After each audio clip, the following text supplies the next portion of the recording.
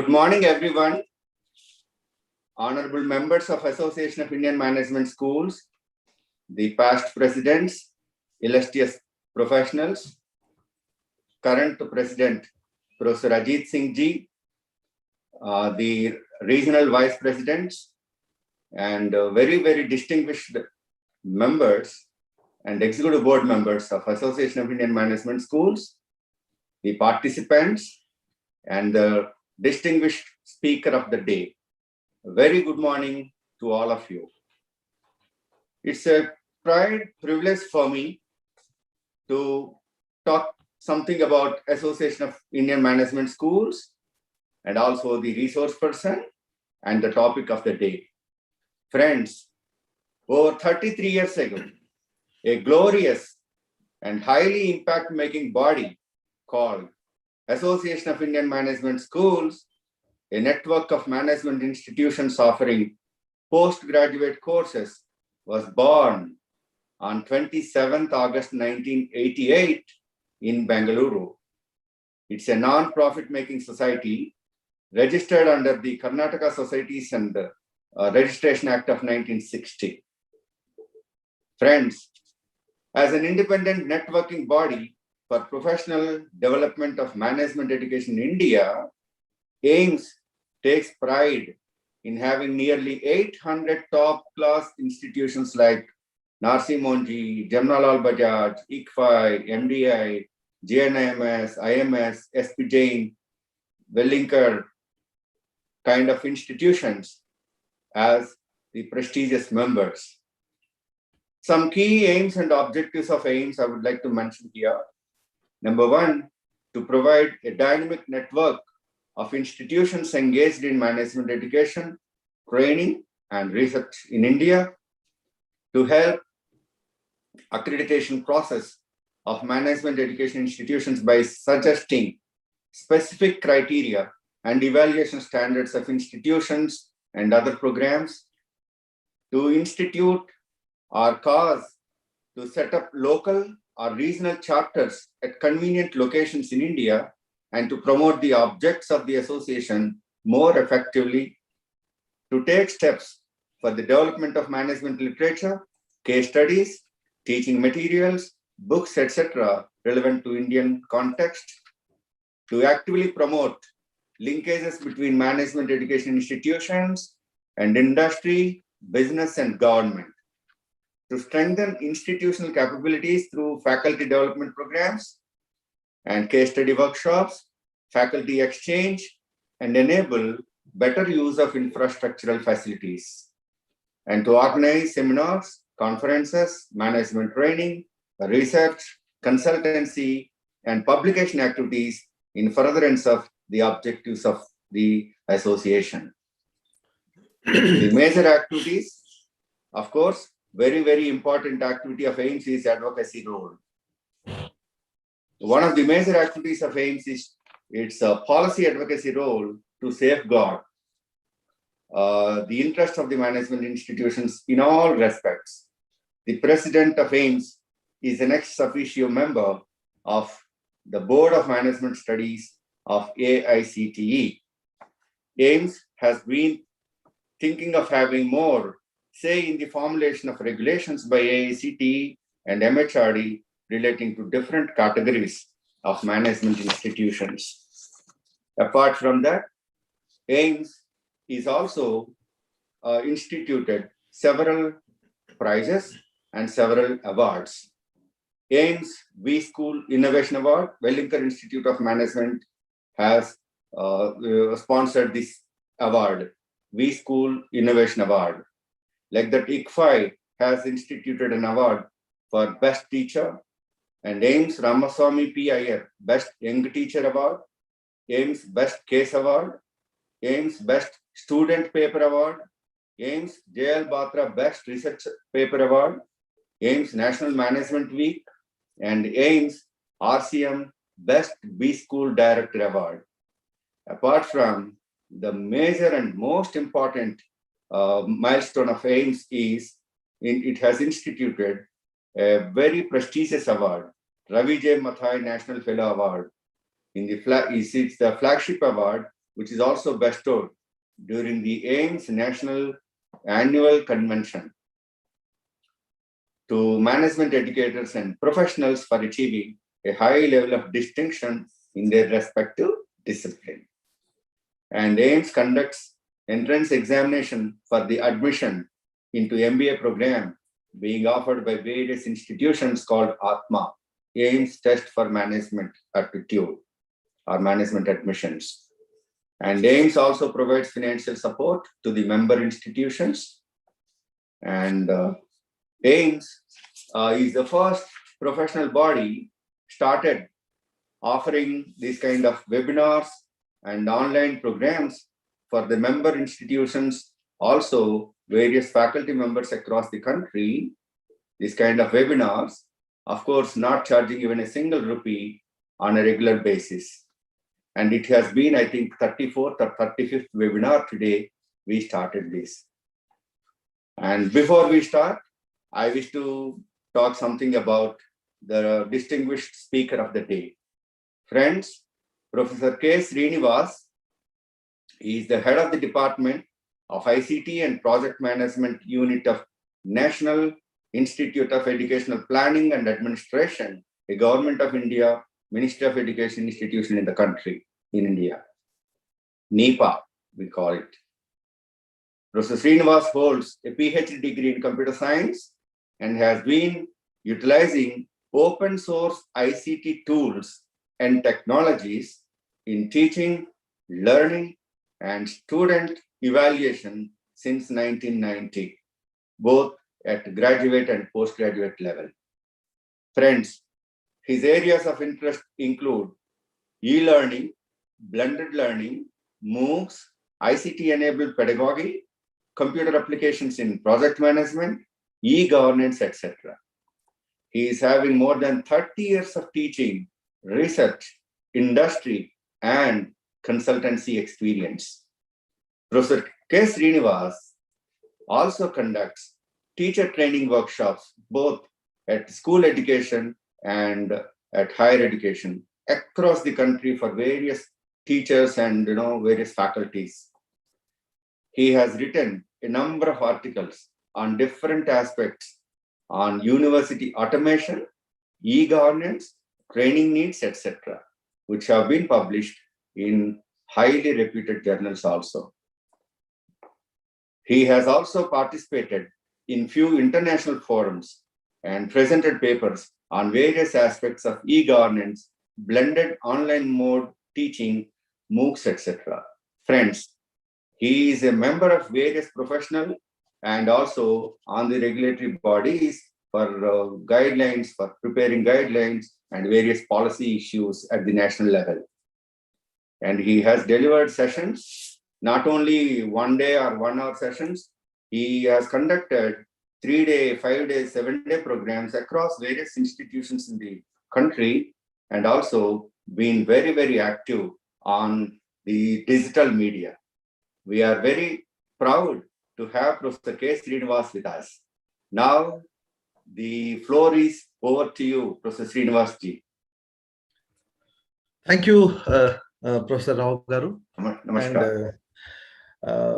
And, the members of All India Management Schools and respected the senior functionaries of AIMS and all other members, participants of this webinar. Good morning, Namaskar, Shuprabhat from myself and from my institution called NIEPA. It's indeed a great privilege to me to be part of this. Thanks to Professor Rao Garu for providing me this opportunity to interact with you all. Participants. So, friends, before I should start this session, let me just give you little background. Whatever I've been talking, it's not new. And most of us, last 2 years especially, we have been hearing all these things for the last 2 years, so many webinars, seminars, workshops, and conferences, and we must have attended, we must have heard about that. But I was little senior to you. For the last 15 years, I am talking all these things. But traveling to, as Professor Rao rightly said, traveling to the length and breadth of this country to conduct this kind of hands-on outcome-based workshop for the faculty. But I was little envious to that small virus who changed the entire scenario of this entire teaching learning process. So whether it's a hook or crook, whether we have liked it or don't liked it, we all got into this mode of teaching. And and what we have been hearing and what we could able to see in future also, this may continue. This will not be going to be over. But that is about the one aspect of it. The second aspect is now we all know very well the teacher is no more confined to the four walls of the classroom. And the teacher has moved to the living rooms of the students, their parents, then their spouse, and so on and so forth. Now, everybody is commenting on only one aspect, one of the critical component is the teacher. And they want the expectations like this, they should be done like this is the way it should be done. So the entire effort of myself, and of course, we are a team of people, a part of the Government of India committees, to how do we sensitize the teachers? How do we motivate the teachers? How do we drive the teachers to use this process? Of course, technology is only, I should say, one part of it. And technology, if you ask me my personal opinion as a professor of computer science, I should say technology is only 1%. The 99% relies on the teacher and the teacher competencies and the teacher's intent and teacher's attitude. And of course, apart from all these things, this infrastructure and the support, motivation, training, and so on and so forth, because ultimately it is centralized towards the teacher, so that we want to see that, because so that is the reason that the role of a teacher is most important in this current context. Second thing, for the last almost 2 years, more than 3,000 lectures I must have given on the same topic. There is no change in my topic.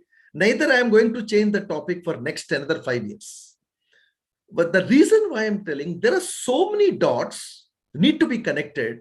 And, in some cases, as Professor Rao rightly mentioned, that some of us are asking me to take a webinar of 90 minutes. That's okay. But most of the cases, what is happening is people are looking for a outcome-based, hands-on workshop where the sensitization, orientation of the faculty members is the utmost. So I think that kind of a change, thanks to that virus, has brought, because it shows that the requirement almost even today being a Sunday weekend, rather I should say, morning before 11 o'clock, almost I took a 1.5 hour class. And after lunch again, 2 to 6, I have another 4 hours of the class. And all these people who are attending, they are attending by choice, not by force. This is one of the important change which this current system has brought. So the main background, all of them back of the mind. So the faculty wants to take the process of learning impactful, process of learning enjoying, and engaging and challenging. So how do we make these these 4 things, and what are the options are available, and what role the technology and other things will be doing? That is very much the need of the hour. And that's what I said. Even yesterday, I was taking a class with Jainaran Vyas University in Jodhpur. One of the participants said, "Sir, ek saal pehle bhi aap yahi bol rahe the." I said, "Sir, not 1 year back. मैं पिछले 14 सालों से यही बात बोल रहा हूँ. And next 10 years also, I'll be talking about the same thing. So but what is difference is," I said, "Okay, 1 year back you attended. Tell me, what is the outcome you have brought it? Of course, you have invested the time, you invested the energy. So what is important for us, that how do you, what was the change you brought? Because teachers are the change agents, no doubt about it. I think even though we have MOOCs courses, we have online courses, so many things have been happening. But I am a firm believer of that. Teacher is the change agent. So we need to protect the teachers. We need to sensitize the teachers. We need to support the teachers. And at the same time, we need to give a lot of motivation and encouragement and provide them the ecosystem so that the process can be, they can able to deliver more effectively.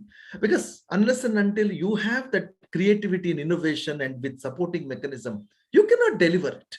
It's not like a delivering a lecture. You know, there is another small thing I wish said, then I'll move to my lecture. Last month there was a workshop I've been teaching about the Guru Dakshita program of UGC HRDC, the 1-month faculty induction program.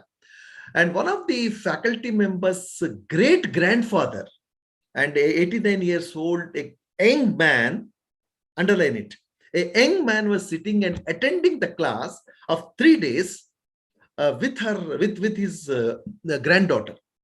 And the kind of enthusiasm, the kind of output he has shown is fabulous. What he is trying to say that, because he has retired almost 25, 30 years back from a prestigious institution.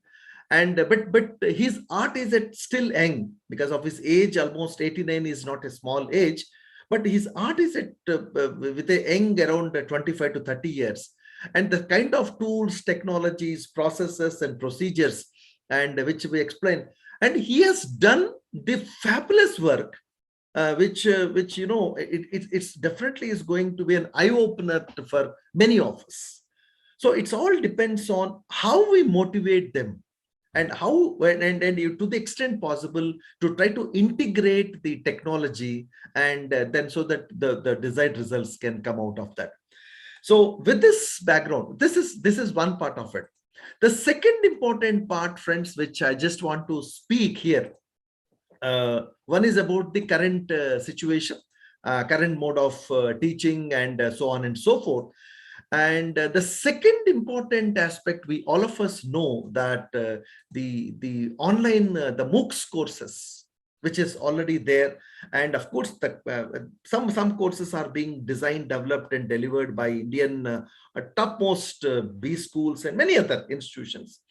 And of course foreign thing, you must have seen that there are a lot of things are there which is part of them. And our students are definitely going, are interesting to join those courses.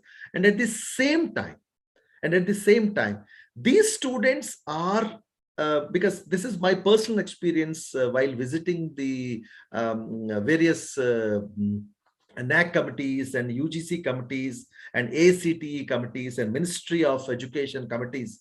One of the interesting and important thing students are expecting and asking the committee members, and please prepare our own faculty are there in the institution to meet their requirements. So that means you can see that the quality bar has reached to certain extent. So without that proper improvement, things cannot be cannot be having you know, this kind of a thing.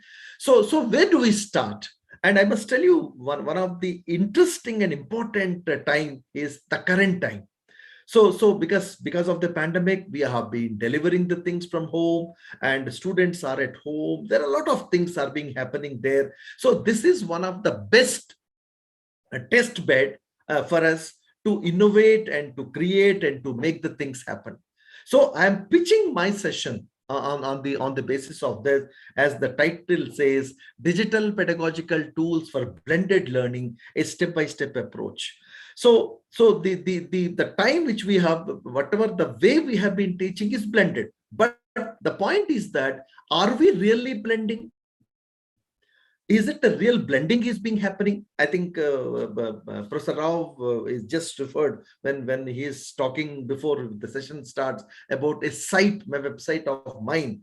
That was a portal on which I'll be going to show you that how I have been using these technologies, these processes rather, for the last almost 15 years to bring a change in my own my own teaching, learning, and assessment process, and of course taking students along with it.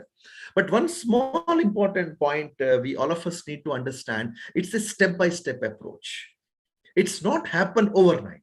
Simply having an exposure on technological tools and pedagogical interventions, you cannot change the way, because a lot of things required. We all know very well, there was a saying when we all joined the teaching profession, we told that teaching is an art, teaching is a science, teaching is both. And unless and until you have the passion to teach and passion to share your knowledge, things cannot happen, because we have a lot of heterogeneity in our classes: slow learners, average learners, gifted learners, introverts, extroverts, and so many other issues are there. So unless and until you are not properly trained, apart from the training, there is another very interesting thing: is you should convince yourself. If you could not able to convince yourself, you cannot convince others. Second point is, I think, whether I'm not doubting that research part. We mostly depend on the research. People say that no, this can happen there and this can happen here, and a lot of things are happening in this country. Lot of things are happening in this country, and the point what I'm trying to say, that there are so many things are being happening there. So we want to see that how those things can be put forward as add to this. Okay, so that's how I'm going to start my this talk of this. Of course, and there is I start this webinar from the three important dimensions. First of all, our immediate requirement is whatever best it is possible, and we want to change the current mode of teaching, whether you call it as a hybrid mode of teaching or a blended mode of teaching, and so on and so forth. That's one.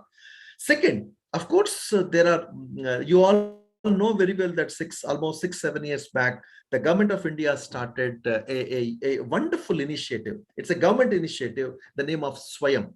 So earlier, those institutions who adopted this Swayam initiative, the 20% of the courses the students are taking in a semester, now it became 40% now. So I'm part of that Swayam initiative, and we are part of a team of professionals to train the faculty members for in this area to design, develop, and deliver the courses in the Swayam courses. So my second requirement is, how do we, what all the other dots need to be connected, so that with the exposure of this blended mode of teaching and using the processes and procedures and technologies, can our faculty also need to be trained? And second part. The third important thing, on the basis of their NIRF ranking, Government of India has given approval to few 100 plus institutions to start some of these courses in open and distant learning mode. And of course, I'm entering around 10 such institutions as far as this is concerned. So again, so all these things required, there are certain commonalities are there. So that means, unfortunately, there is some kind of a picture has been created. The blended mode of teaching is different, and the Swayam course development is different. See, of course, what I could able to see, it's the massivity and the openness is there in other two courses, but whereas the first option could be a limited a closed group as such. But there are many common factors are there which we can able to do it. So we will be looking into that. And of course, as far as this current session is concerned, we are looking the blended learning and what exploring the ecosystem, the critical role played by the teacher and student, and of course then we also see the designing and developing, because as I told you that I have been already using this one for quite some time, more than 14-15 years. Nobody during that time, it was not it has been expected. Now the scenario, the current requirements are there. So many of you must be doing all these things. So I wish to share my own experiences again, which is a very a zero costing solution, which which we can do it in much more effect. So the need of the hour, the one of the important need of the hour. Okay, before I should go ahead, I've been looking at your questions also and try to answer. Yes, I think some of the faculty members who are attending this, they said yes, definitely they want to get associated with the MOOCs development. Sure. One of the important question, these institutions, when I go for their interaction or the part of their committees, all these institutions are asking me one common question. Sir, we are in the process of developing the MOOCs courses. We are in the process of developing the online courses. Okay. So can you suggest a faculty member who is not only a content expert, domain expertise is there, of course, we should be having. So not only having a domain expertise, we are looking for a faculty member who is having this pedagogical MOOCs approaches, and they should be hands-on people. Friends, please understand me. They are looking for a person with, there is no levels. No, don't. They are not bothering about the levels, whether you are a dean or a professor or a vice chancellor or assistant professor. Basically, they want to be a faculty member and understanding the nitty-gritties with hands-on exposure. So you must be a practitioner first, so that when they take you on board in this institution, in this development, naturally the way the moment somebody calls you, then you will give your own exposure, and whatever I've been talking about is my practical, real-time, day-to-day job. So which I'm converting into a webinar I'm speaking to you. So my important point in this thing, it's a time for adapting the change. How quickly we adopt. You see one of the best Nokia phone, and it's one of the best batteries available. It has not adopted the change to the extent possible. Now it is not in the frame. And of course, Ambassador car, we have seen such a wonderful things. So my point is that especially in the current scenario, what is important for me is the adapting the change. I think many of you must have read this book by Spencer Johnson. I need not repeat it. Who Moved My Cheese? One of the best book which is, and why I'm saying that it is adapting the change, because the current scenario is demanding. The current mode of teaching is demanding. Current teaching learning assessment process are demanding, and we can able to do that. Yes, thanks to this corona pandemic, there are many issues which has come out. And of course, I don't have any inhibition to say that, yes, many of us face this music. Okay, it could be a poor technological infrastructure. In my home, I have 1 Gbps, 2 connectivities.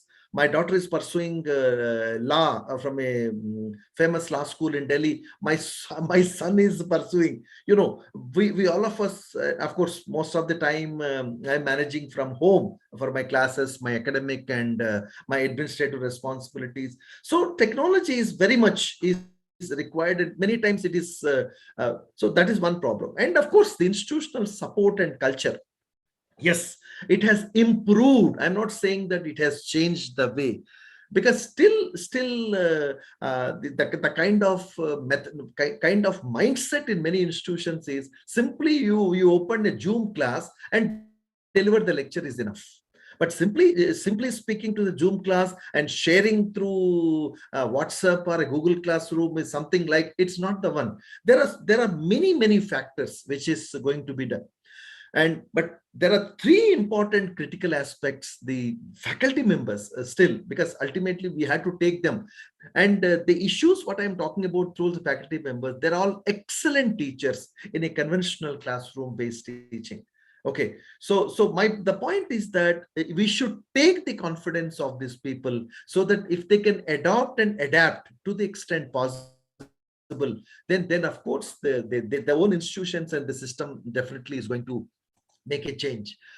So when you look at this current 21st century classroom, and of course one of the greatest thing happened thanks to the World Wide Web is information is no longer at premium, and excellent content is available for us. But what is important is, and then the second point is, hence because since the information is so much available, no need to simply transmit the information in the classroom.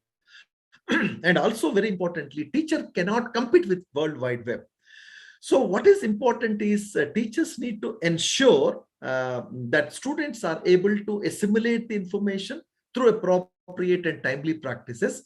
In this process, many of us have started doing this. We will change the role from the sage on the stage to the guide on the side, like a facilitator, guide, enabler, and co-learner. It's easy to set these 4 words, but then how?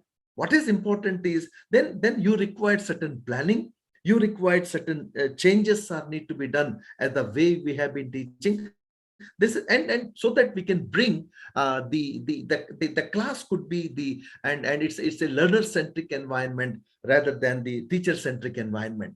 So again, let me repeat the same process. Ultimately, at the end of the day, what we want to bring the process of learning impactful, engaging, interesting, and challenging.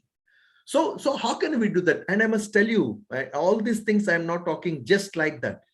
For the last 2 years, earlier, of course, that is the difference. Since first March, around 28th or 27th February till yesterday, around 55,000 people I trained.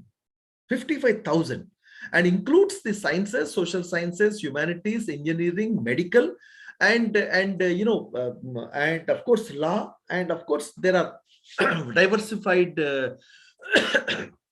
And most of my workshop, they're all in the workshop mode.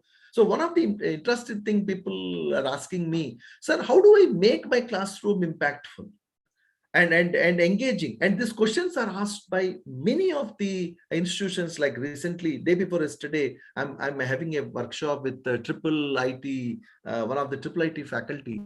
I asked one interesting question. So once your class is over, of course, you are using so many gadgets and all in the classroom. But once the class is over, how I'm sharing my PPT. I said, simply sharing your PPT is not enough, because a lot of things need to be expected to do. But the answer which I got, it was little surprising to me. So then, then they said, no, I think we want a longish workshop. I think, see, workshop is the second point. But before I conduct a workshop, I want to see the diagnosis. I want to see that what has been done. Then I give a prescription. Then afterwards, I expect the diligence from you. So diagnosis, prescription, and the drug and the diligence I'm expecting from you, so that I'll see that whether what you have already done, what you're currently doing, and how do we improve. So unless and until we connect these 3 dots, and we cannot make the things happen like this. Okay. Before I proceed further, I wish to bring a few interesting information about the technology, because of course there is a lot of debate is going on about the technology. No, technology is killing, and technology is killing this thing, that thing. But I can tell you a few important statements here. One of my important statement is, technology is not a miraculous cure for all educational ailments. This is one of the important things we need to understand. First of all, what is technology? Technology is not only the tools, it includes the techniques also.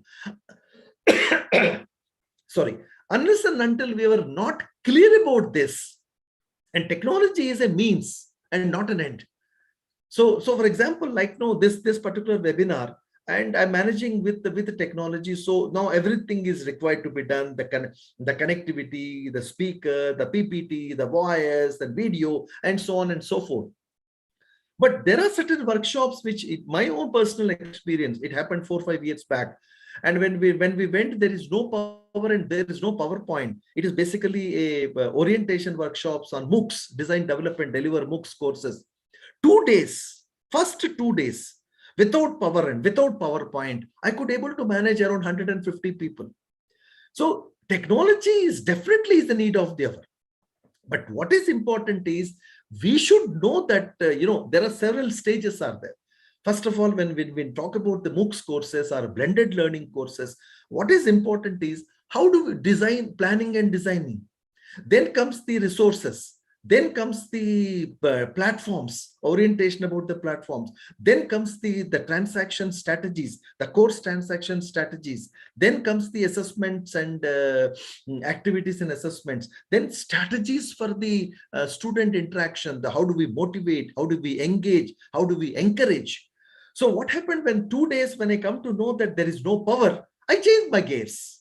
I changed the gears nicely. But before changing the gears, one thing I must tell you, it took me almost 2 hours to persuade the faculty members, 150 of them, and most of them are now vice chancellors in many of the universities and pro vice chancellors. Their thing is, no, if there is no power, how come a MOOCs workshop?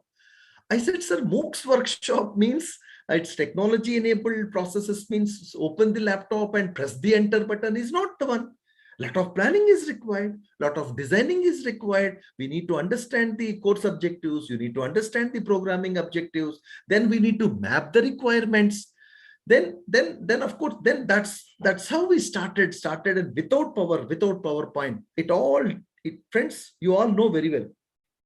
What is the driving force there? Not the teacher, not the learners, the environment. So how do you set up the environment which matters? If you set up a right environment, and before setting up of the right environment, you as a teacher should convince yourself. If you could able to convince yourself, it will be easier for you to convince the others.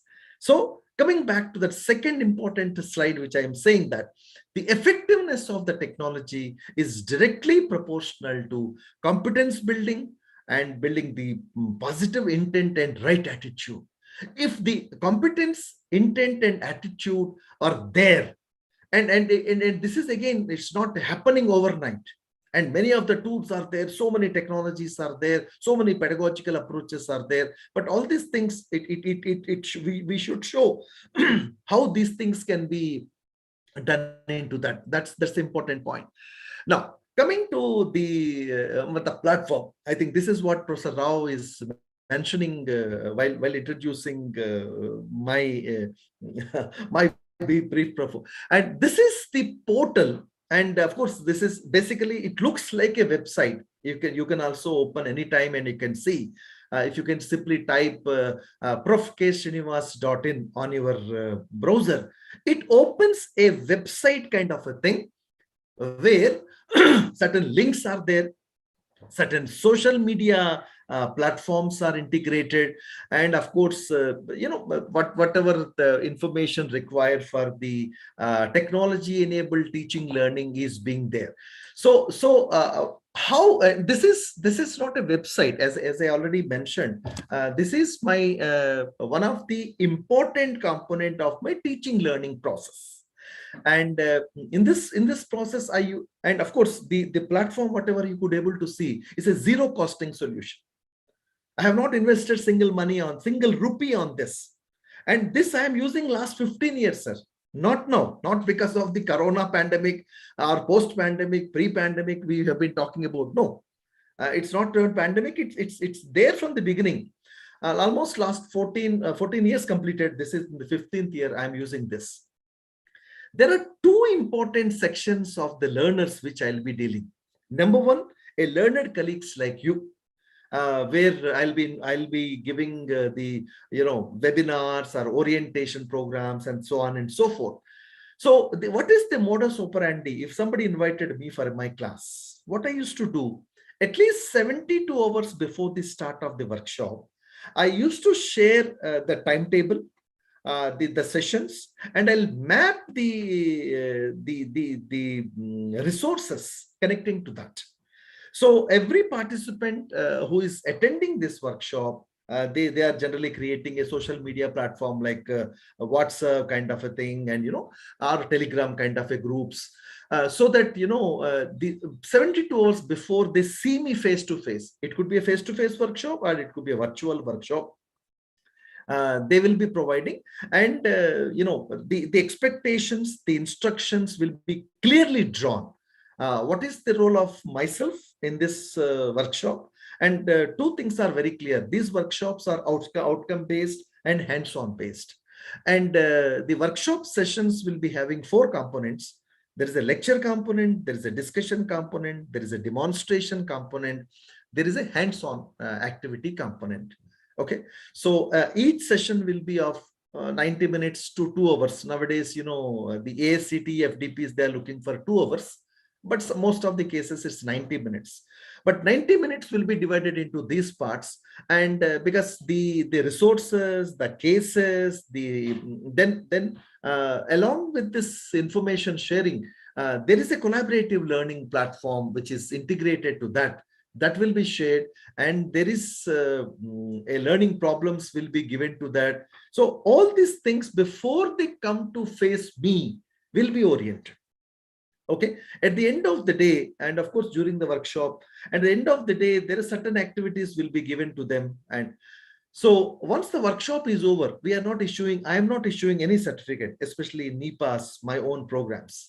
So after the 6 days of the workshop is over, every participant will be, this group, a WhatsApp group will be there to support to extend the support of the faculty members for 30 days. Initially, I used to try support for 60 days, but because of so much work pressure from my own work pressure and other administrative and government official requirements, we confined to 30 days. So during this 30 days, whatever the project work which was given to the participants, given to the faculty, they will execute it, and they had to submit the final blueprint with a valid proof of evidences. So whatever I'm expecting, this is the way this platform is being used.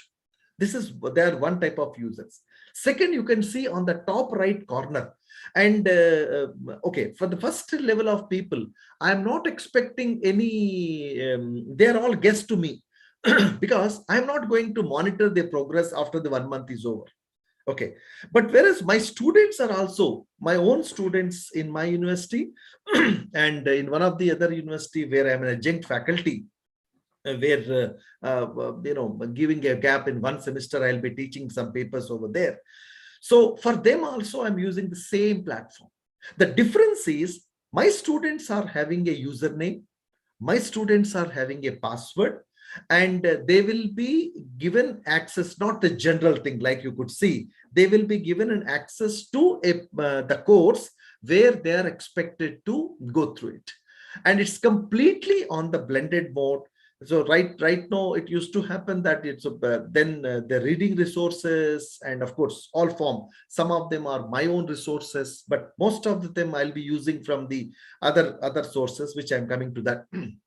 Plus, there is an interaction platform, and of course, the assessments and activities can be conducted. It's a hassle-free environment.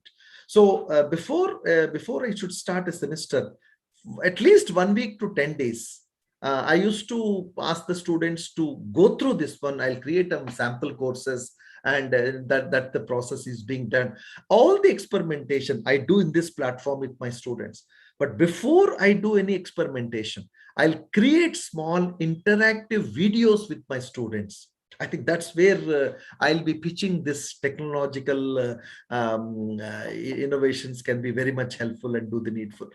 So this platform I developed with the help of Moodle, which is a free open source learning management system. Even my institution, we are running 3 big national level online courses. But apart from all these things, I am using a free open source tool, and all these things are possible. You can see the social media, like my Facebook, my YouTube channel, my Instagram channel, the Twitter channel, everything has been integrated into this. Which is being working perfectly without any. But all these things are not happened only because there are technologies. It happened because I was oriented, I was sensitized, and the hands-on exposure was given to me by the persons who have been trained me. And apart from all these things, then I started thinking creatively and innovatively to use these things in this part. So the method which I'm implementing in those things is the second picture, the learner-centric or learning-centric environment, where I'm proposing, I'm using this method of push mode of learning to the pull mode of learning. So creating the environment, that this is what I've been talking about, because the parents and even the students which we are handling in the university and the other university, of course, the expectations were skyrocketed now, and especially for the last 2 years. Everybody tried to compare with Harvard, Oxford, Yale, King's College, and everything. So, but again, I'm not saying that we are no more we are not at the second later. We are the best in comparison with those institutions. But again, there are a lot of factors are there which can be able to do that. So you can see that we can see that in this current context, apart from the classroom interaction, there are so many options I could able to integrate in my classes. It could be a self-paced courses. It could be webcasting, public internet content, knowledge databases, virtual classes, and so on and so forth.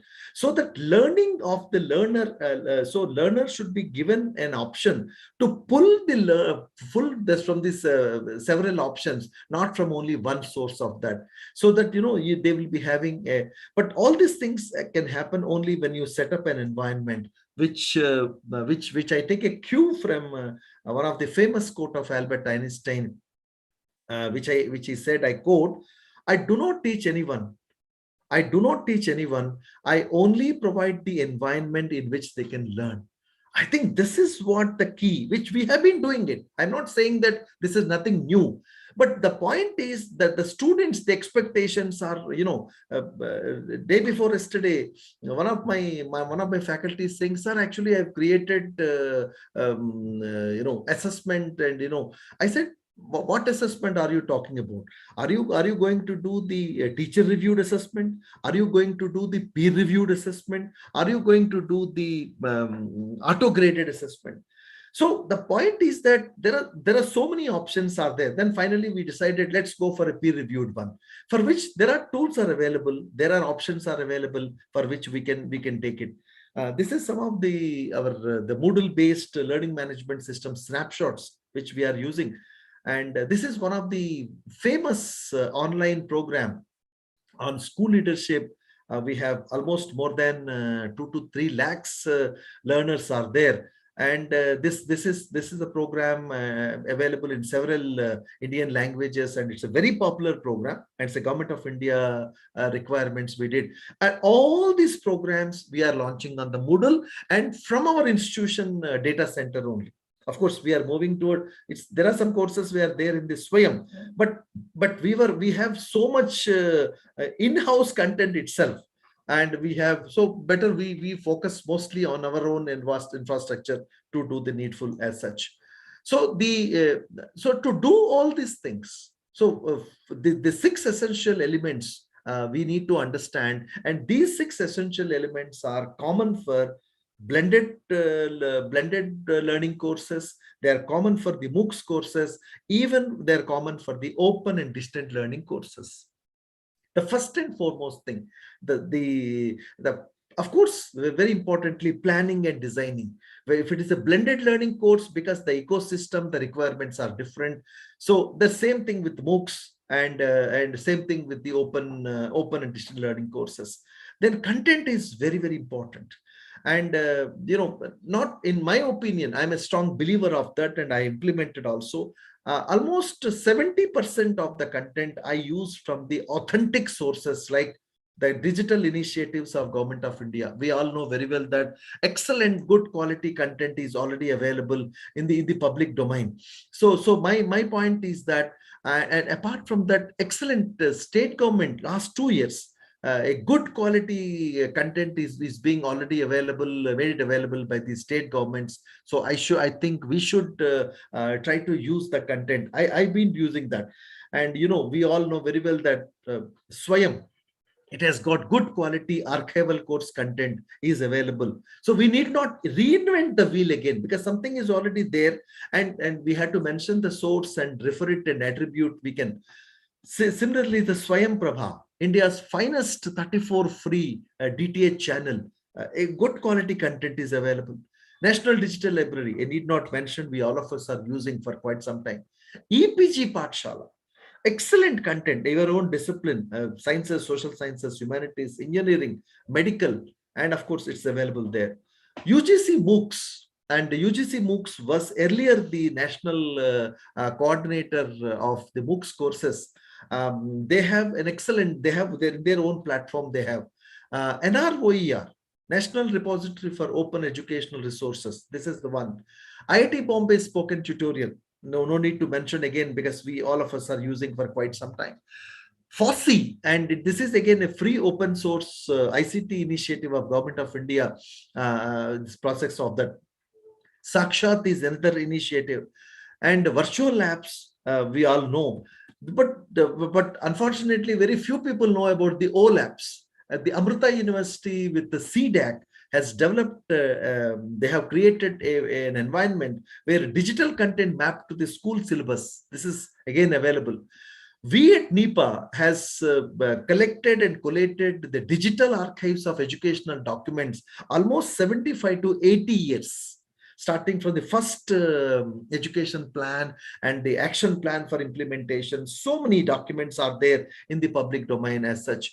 Apart from this, for the last 2 years, excellent initiatives have done by the state governments and the state higher education councils and different subject areas. Like these are the links are there. So my point is that I think we need not bother too much about the content. To start with, there is already some good quality of the content is available in this. Apart from this, there is one more initiative we all of us must have been knowing, and we may be using it, is about the open educational resources and the Creative Commons licensing content. We all know very well it's again a wonderful and innovative way of using the content which is already available there in this platform. But what is important before using, we need to understand what is the OER. We need to understand the Creative Commons licensing, and with the hands-on exposure of searching the content. Simply searching is not enough, and the content which is being searched need to map to our requirements. So that then we can see that how do we bring that effectiveness. We all know very well that it is the material offered freely and openly to use and adapt for teaching, learning, development, and research. Excellent content, but you name it, it's available there. So full courses to the course modules to the syllabi, lectures, you name it, it's available there. So what is stopping us to do? Many a times what happened, many institutions are using it, but the number of institutions, the number of faculty members using are very less. So we are only in the process of creating the content when it comes to the digital teaching. But the contrary, you can just go back to the conventional courses. And when a university is going to start, when a department is going to start a conventional course, before placing the proposal in the Board of Studies, they only write about the reference material, they only write about the supplementary material, say that this book is good, that article is good, this consortium is good. Nowhere they will mention the content need to be developed. So I'm not against the developing of the content, but again, excellent content which is already available in the public domain should be used. If you look at the Creative Commons, I'm not going in detail about that. It's basically like whatever you have created, you got a copyright. Every time one has to take a copyright of that. If the content creators, if the content creators openly declare the level of sharing that is allowed within the work, the Creative Commons licenses will work. So Creative Commons is basically, it's a non-profit making organization. So this background is required. Then comes, look at this picture. And this has been developed with the help of a simple concept mapping tool. I'll come to that in just few minutes later. See, many things can be explained, and generally it takes this takes to explain almost 1 month. But here you see how nicely it has been explained. I'll just take one example here. Open educational resources, if you look at the center, open educational resources can be accessed through CC search, through Google Advanced Search, through YouTube filter. So this kind of, so once what happened, I generally used to provide this, then I provide the hands-on exposure to the people. Look, do you tell me what is the topic you are teaching? Sir, topic A, computer programming. Yes. To get into the good quality, what level? Sir, first 1 week I'll be teaching only the basics. So I required the basic material. Yes, such. Then next week we are going for the advanced level. Then third week we will be going for the application level. So all kind of content. So here you can see, first of all, you see, you try to see if any good quality Creative Commons search sites are available, use it. And Google Advanced Search, yes, it is already there because most of us are comfortable for that. Use it. And YouTube, and 7 years back, YouTube is having only YouTube standard license. So that means if you select the YouTube standard license, only that video should be operated, accessible only from the YouTube. Now what happened? Creative Commons attributed license is there. You see now, slowly I'm adding the degree of difficulty over there. So when we are contributing, when we are talking about the Creative Commons material, we want to see that we want to see that how this process need to be created, and it can be done. So we want to see that how exactly the process of moving can be done. So when we orient the faculty members, so basically we said, isko dhoonde ke bajaye, first of all, we all of us understood, we all of us are having the NAC accredited institutions we have, and of course then other statutory bodies also we are there. So what is important for me, that we will be using a step-by-step approach, so that so to do this, apart from the technological interventions, theoretically we should be very clear. And what is the objective, what is expected outcome, one should be having a clarity in this regard, much important to this. So the coming back, this is what I'm talking about, the but creating the content, I'll be showing the next few slides. I'll be showing what are the tools are available. Comes to the delivery platforms, in especially in this let me confine to the blended learning, is very, very important. Same thing with the MOOCs also. Same thing with the online and distant learning courses also. In blended learning, there are two environments. One, when the students are in front of you, that platform is different. The way you teach is different, whether it's a case-based approach, whether it's lecture-based approach, or practical-based approach, or hands-on based approach. So many approaches we can use it. We have small group activities, large group activities. But apart from that, there is one more platform where when the students are there at home, so you want to engage. It's not only confining to the resource sharing, and it's not confining to the only doubts clearance. There are a lot many acts. So these two things need to be connected. That's what I'm talking about, the delivery platforms here. In Swayam, what happens? It's only one delivery platform. Teacher is invisible. The teaching assistants are invisible. So we should know very clearly. Similarly with the courses also. So these delivery platforms, the selecting the appropriate delivery platform. I'm not against Google Classroom. I'm not against the Edmodo platform or other platform. Select a platform in such a way that it should provide a value addition to the teaching learning process, and it should support the teachers, it should support the learners, so that they can do the things in much more comfortable manner and to do the needful as such. So most of the time what happened, we started with starting from the technology to the teaching, but in my opinion, I'm a firm believer of that. My technology should support my requirements rather than I look it from the technological requirements. As simple as that. I'll tell you one interesting anecdote here. I had a chance to work with one of the state university in Delhi as a director IT services for 5 years. When I joined, the vice chancellor told me, ours is a new institution. We have a thin administrative support. Can we start an ERP?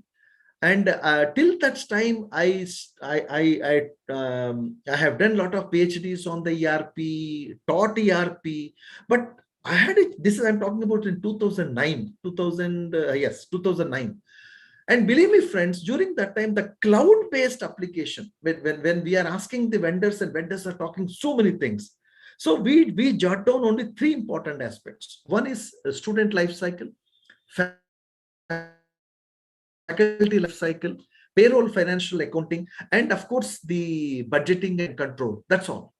So then initially then I pulled the people and we created the RFP document, and all these things I did on my own with the support of the excellent non-teaching faculty members who has been working there. So every day as a director, I used to go to their respected rooms. I used to have a chat with them. I used to have a lunch with them, and we prepared a nice RFP document. Then on our requirements only, we selected the company. For the last 12 years, the software is sustained. It is working perfectly all right. It's not because of the software. Of course, due credit should be given to this kind of a software. But what is important to me, that it all because of the planning. It all because of the putting the right people into. Then of course the orientation and conviction, and we have all believe in ourselves that yes. And second biggest problem is we don't have enough funds to have, we have very little elbow space to move. Whenever I used to ask money from my budget from my vice chancellor, he used to tell me, Professor, tell me 3 options. Sir, 10,000 to de do. Arey yaar, 10,000 मुश्किल है. Sir, 5,000 to de do. Sir, 5,000 भी Srinivas इस महीने मुश्किल है. Sir, कम से कम 1,000 तो दे दो, हम कुछ जुगाड़ करेंगे. I'm just telling in a lighter side. This 5 lakhs or 5,000, 10,000 means it's 10 crores. 5,000 means 5 crores. And finally, he had given me 1 crore. But within that 1 crore, and we could able to manage, such kind of options are available there. So we need to explore that. Then comes the transaction, activities, interaction.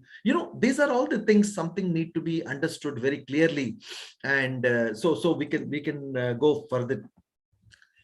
And so this blended learning, of course, thanks to our educational policy statement, there is a reference to this statement on page number 62. Of course, the government of India is encouraging about the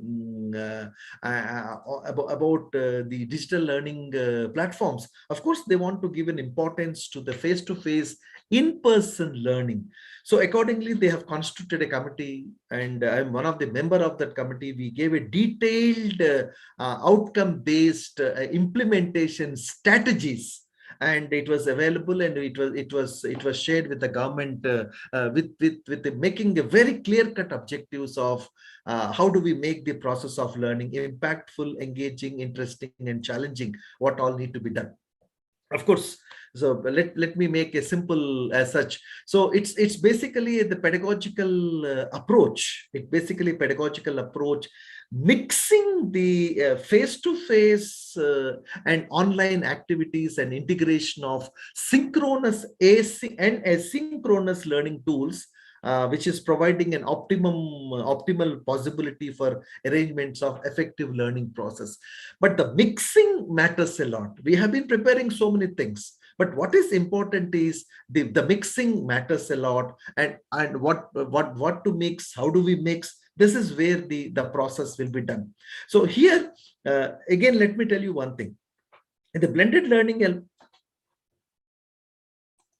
okay, so what is important for me? There is a synchronous learning platforms. We all know very well, but I'm more concerned about the asynchronous learning. If you have an exposure, a hands-on experiential learning about the synchronous asynchronous learning platform, you are in a right track for designing a MOOCs courses. Same logic applies for the online courses also. Because it's basically, I'm not saying that if you know Moodle, you can develop, but if knowledge of the Moodle will be definitely a game changer for you to do this. Why? Because it's basically a well-planned combination of the meaningful activities. So what is the well-planned combination of meaningful activities, and how do we get the learning outcomes and learner-centric instruction environment? This is what we need to learn, and we need to do the needful. Now, coming to this, the 2 important components. Of course, we wish to avoid the word offline and online.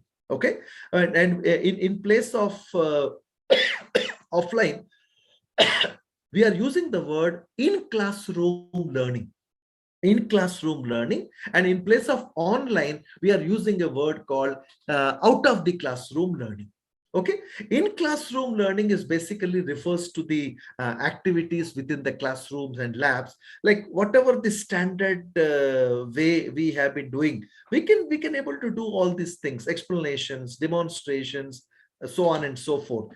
No, this is what I'm talking about. The blending is very important.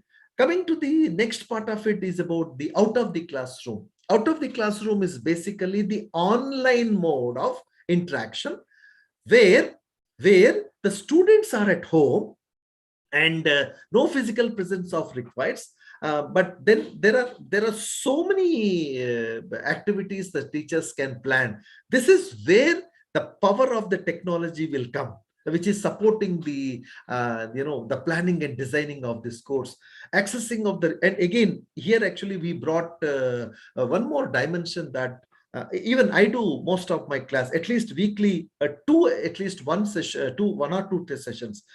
I give the problems and I discuss mostly from the textbooks, even though students are at home, and I force them to read the textbooks and the printed journal material which is available there in their library, because nowadays we are allowing only 5 students, 10 students or 20 students in an hourly basis kind of a thing, so they can visit and they can fetch the books and all, and so on and so forth.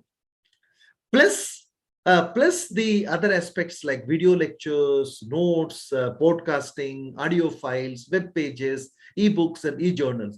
So at least in two parts. So I want, and when many a times when I'm asking my students to not to quote from the books and so on and so forth. The second interesting aspect is about the collaboration. So online collaboration. So online collaboration is one of the interesting and very integral part of the asynchronous platforms which are supporting the out of the classroom learning activities. If you take Moodle learning management system, which I was little passionate, which since I'm using from the beginning, first beta version to now the latest advanced version. It has got 5 important discussion forum options are there. First of all, we should be clear about what is a discussion forum. Unfortunately, when we talk about the Swayam, they made it as a only question answer session. So who will question? Who will answer? It's not the teacher's role. It's basically, I call it as a collaborative learning environment where the doubts of the students will be answered in the near real-time basis. So there are several options are available before we can get into that. One of the easiest and cost-effective tool, Jamboard. Jamboard is part of our Gmail family. If you open your 9 dots in your Gmail, that is one of the best option which is available for you to do the needful. Similarly, Padlet.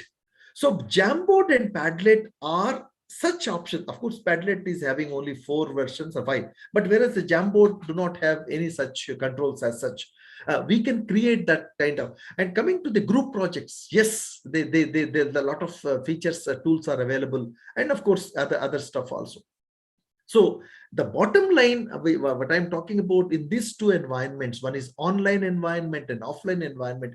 How do we blend the experiences? Blending of the experiences is important to me, rather than cutting the syllabus and cutting the curriculum into 2 parts. Yahan padhao, wo padhao. No, that's not. So that whether the student continues. For example, right now the colleges are closed, the universities are closed. Everything happens at home. So again, I am telling you, if you plan properly, and if you could able to convince the students properly, saying that this is about the blended learning and this kind of advantages you'll be having, 100% you will get the desired result out of it. Of course, the advantages which I'm let's because since all these things where I'm talking about and it is forcing me to have a small 2 slides on this, it's like a triangle, friends. There are 3 sides of a triangle. One side is hardware, and the second side is software, which is supporting the synchronous and asynchronous learning. And third side, which is very, very important to me, is the humanware. And ultimately, of course, hardware and software are very much important. But in my opinion, the humanware, it's very, very, very most important. Even though I talk about myself in many forums that AI is important, but still, because still in India, it takes some more time. to get matured enough to reach up to that.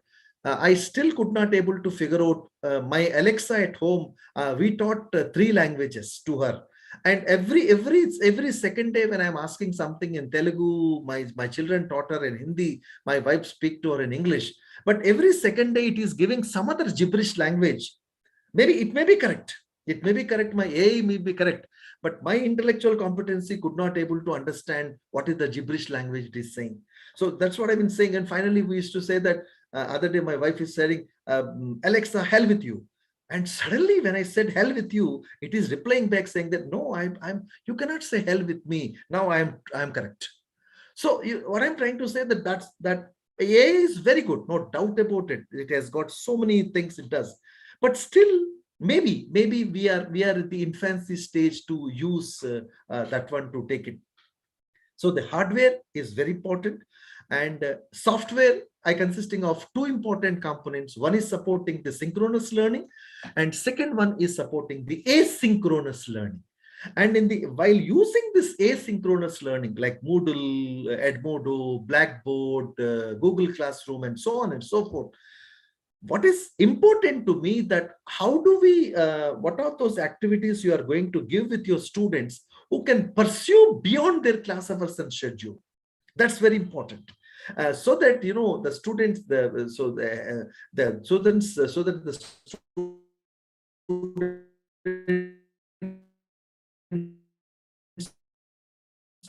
build the content knowledge. We have only 1.5 hour classes, weekly 1 class or 2 classes. So within that class, if they can have a fairly comfortable level of accessing, so that we can utilize the classes into more, I think all these things part of the planning. And of course, what is the another biggest advantage is of the online component of this blended learning? Convenience of access. Every student's learning space, learning time is different.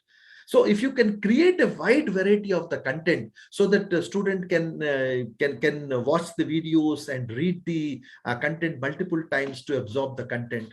And of course, a wide variety and range of material can be presented. Here, the open educational resources, here, the digital initiatives of Government of India, and your own material can be and of course, the collaborative learning, which is very, very interesting and important to do the needful.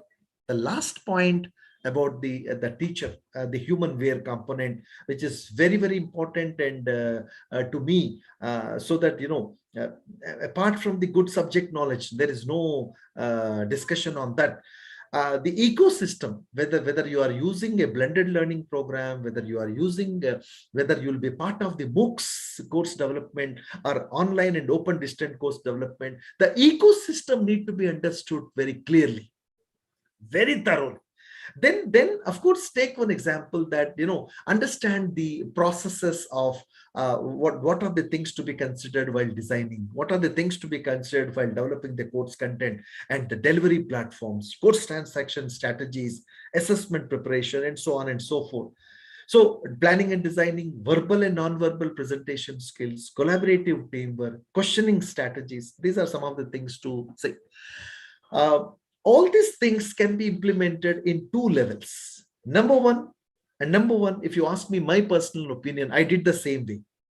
Let's start with simple tools, because one of the biggest problem, even though it says many times things can work, but there is a strategy. There is a strategy to take the confidence of the faculty members, whatever level they are. I'll tell you one interesting anecdote which I regularly used to happen. Last week, I got a call around night 12:30 or 1 o'clock, and they are asking me, the institution where we conducted a workshop, they said the Honorable Dean of the Dean or Rector called me at the night. He said one interesting thing. He told me that, sir, you have given a nice presentation on the summative tools using Moodle, but tomorrow we want to conduct a test for around 1,800 students. We were little dicey. Can you prepare the video instructions video instructions, so that we could able to take and kindly prepare the video instructions for our students point of view and from the faculty point of view who is going to set up this. Night 1:30, friends, you see how cold in Delhi for the last at least 15 days, and I was in a deep sleep. So suddenly when my WhatsApp is being keep on is sending 2 3 messages, and it initially took me 10 minutes to settle down, just get out of that bedroom to the living room. It took me 5 minutes. 2 minutes I prepared one video for the faculty point of view. 2 minutes I prepared the video for the students point of view. 1 minute to upload, and I slept. And of course, initially it takes little time to make to get adjusted. Once I go back, you see the temperature dropping in the room. Even though rooms are very cozy, we are putting so many things. So at night around 1:30, next day morning, what is the satisfaction in this entire episode is next day morning, when I reached my university and finishing the initial file clearance with my students and all, I received a nice message saying that thank you, Professor. With this such a confidence, we went ahead and everything went smoothly and we could able to. So I have not done any great thing. What is important is such type of tools. Like for example, you can see I used a tool called Screencastify, which is a screen video recorder. It took me just 2 minutes to complete the entire activities I shared, and I explained step by step what I did. What are the things I did? First of all, laptop is very much there. The software. I opened my notebook. I written 5 points. 5 बिंदु लिखा मैंने, पहला बिंदु, दूसरा बिंदु, तीसरा बिंदु, चौथा बिंदु, पांचवा बिंदु.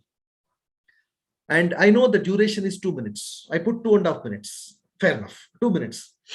And duration is clear to me. What are the points to be highlighted? What to speak? What extent to speak? That's all. And apart from my students, I did one more interesting thing. I have created one more small interesting point that the process of moving the stuff into the next level has been done. So for the students, actually, what happened? I have created a small adding has been added to that. So what I'm trying to say that these things are now available. So like if you look at the synchronous learning tools, starting from the Zoom to the MS Teams, the latest versions are having a lot of options are available. Coming to the asynchronous learning tools, like for example, if you look at the Google Classroom, and of course you have the Edmodo, Canvas, Blackboard, any tool you can take. All these tools are good. But some of the tools could be very game changer for you. Tomorrow, if your institution got support from the government saying that you can start your own courses, we need not depend on anyone's platform. We can develop our own platform and we can run this show without any difficulty as such. So now, as far as the assessments are concerned, I will be talking about 2 important assessment options. The assessment tools are there. Like there are certain formative assessment tools are available. And, these tools will give a lot of confidence on the faculty side as well as with the student side. So if you again setting up of the environment where learning happens. So it's again, I'm taking a cue from Albert Einstein. So if you take the confidence of the students, any one of this formative assessment tool, it can be, the tools which I'm mentioning are almost having a little flat learning curve. Summative assessment tools like Quasi-Lies, Socrative, Pluckers, Testmos, and H5P, there are all very interactive, very innovative tools, and we can use it. And ultimately, once we have this confidence of using these tools, and when you are using softwares like Moodle or some other softwares, some other asynchronous learning platforms, they can be integrated. They can be, of course, they have a similar tools there which can be used much more easily and comfortably. Sticky note tools like Jamboard, which is again going to be a game changer. Many of the Delhi schools, where around 10 such schools, I am mentoring them how to use this Jamboard. I think these tools are going to be, I think probably it's they're part of the system. Like Idea Flip and Leno, it also can be. Shared document tools. Of course, we all of us are comfortably using the doc sheets and slides. Try to use the Etherpad, Scatter Spoke, and Idea boards. They are also again having a lot of things which can be done. Which you can see my learning portal. More 99% of the content I am using only with the Google Docs only. I very rarely I use my C drive, D drive, E drive, F drive kind of a thing. Not now, almost more than a decade. And one of the another game changer, friends, I think probably you must be using it, or if you can start using it, concept mapping and mind mapping. You can nicely explain. One of the example which I demonstrated to you is about the OER content. I have demonstrated with the help of like Google Drawing is a game changer. Miro, Concept Board, Google, Bubbles, IMAP. These are all some of the tools which you can use it, and many things cannot be explained. Sometimes what happened, this OERs I used to take almost practically for 15 days since the concept mapping, using this concept mapping tool, and it made my life much easier and comfortable. But only thing is practice requires. So how do you take it creatively, how do we put it innovatively is what comprehensive activity tools like Padlet, Miro, Whimsical, these are all, coming to the digital content development tools. There are many such tools are available which are easy, number one, easy to implement. You can support with the PPT. But what is interesting and information to me, that my purpose of creating the video is not only to create the passive learning, right? So I'll be using one concept of learner-centric MOOC, which the IIT Bombay has developed, and which we are using in, see, it has got three important components. Number one, content. So the content means either it is someone's video or my own video. What I will do, I will put the interactivity on the top of the video. What is interactivity means? The video, for example, is around 12 minutes. In 12 minutes of the video, I put around 2 to 3 interventions. Like after three minutes, I pause the video. I create a poll. I create a open-ended question, and whatever the portion which has been covered. So that after 6 minutes, I will create one more. I'll see that what 3 minutes, first 3 minutes has been covered. What is the second 3 minutes, total 6 minutes. So that this particular video, this could be a content video. This could be a video which is using the students for my case study, case-based approach, or I can use this video to ask my students to the practical part of it. So ultimately, my purpose is when they are coming to meet me in the classroom, before that, I will have this entire practice with them. And at the same time, their answers can be recorded. So when before taking a class, I will go through that video very clearly. Then I see that, oh, this is what their response. That means when in my class, generally my classes are not, structured way. So always I start with a discussion rather than the discussion and demonstration rather than the lecturing and thing. So I used to look into that. That's the way that learner-centric MOOC, that pedagogical approach. There are so many approaches. We can use it in the blended learning. Two approaches which I am very conveniently using. One is about the learner-centric MOOCs pedagogical approach.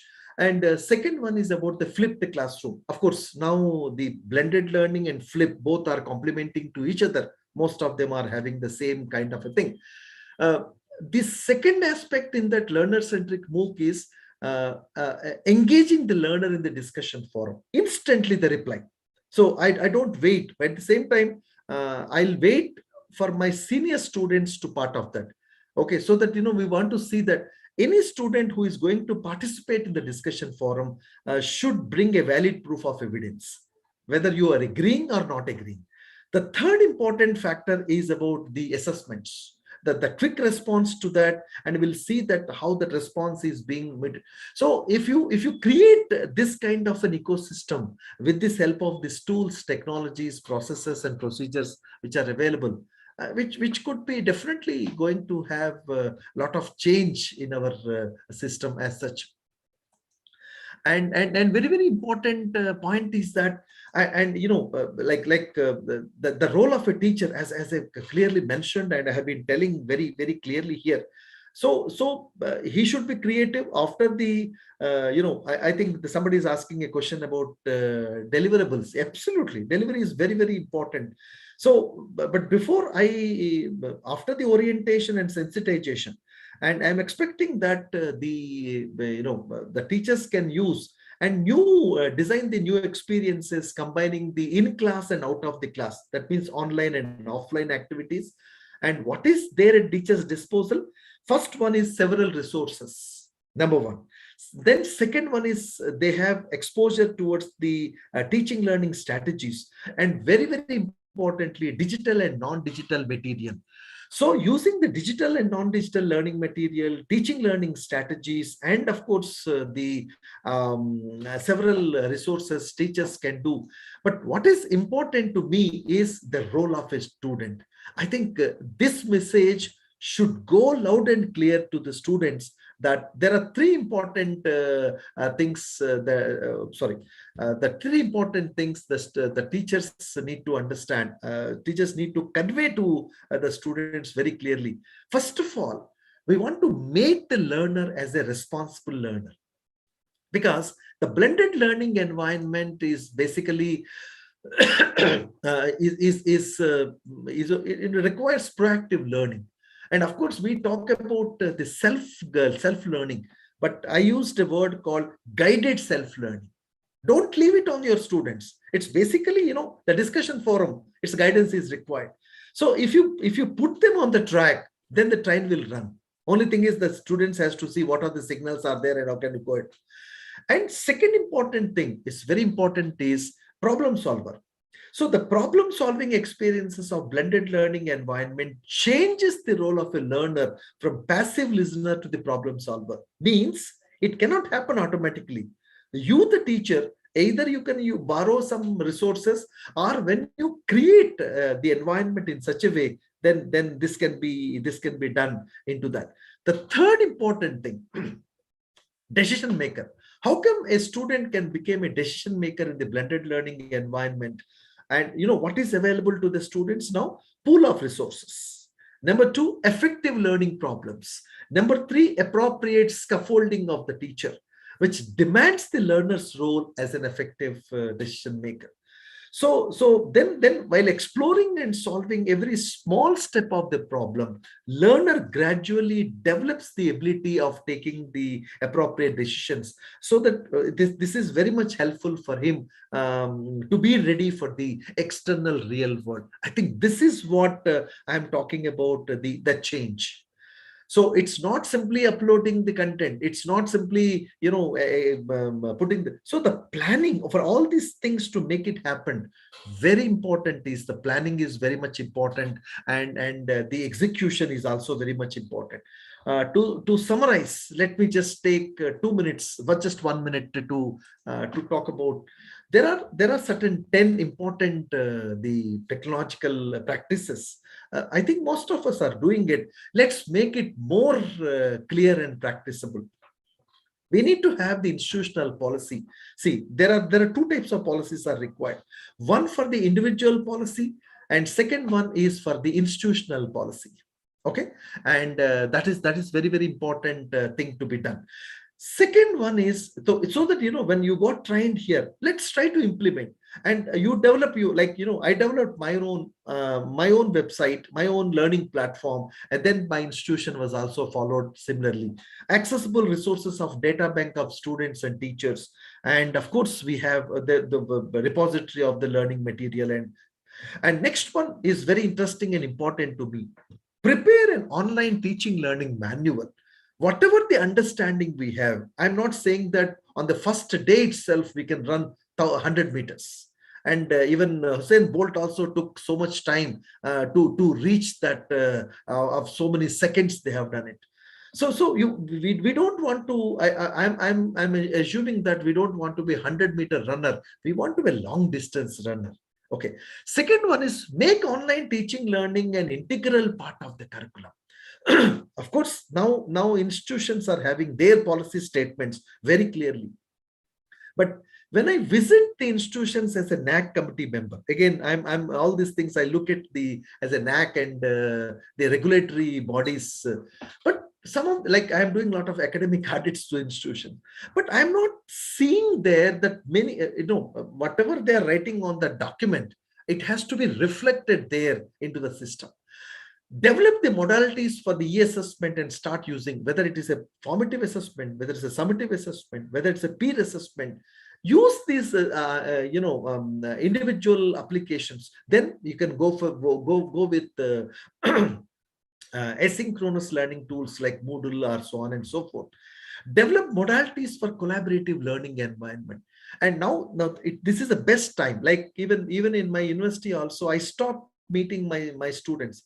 And whenever they want to meet weekly, 3 days we made a schedule. My technical team is scheduling them every day morning, 9:30 to 10:30, student 1, and 10:30 to 11:30, student 2. Everything they had to make it ready and come. So that we want to avoid the meeting face to face because of this pandemic situation. Promote an online teaching learning community. See what happens. Everyone's, even in teachers also, our understanding levels varies from person to person. So it's always what is important, what I noticed, especially training last 2 years around touching more than 55,000 people, it is supporting matters. Now, most of the WhatsApp groups, which I just mentioned, almost I'm part of 925 WhatsApp groups.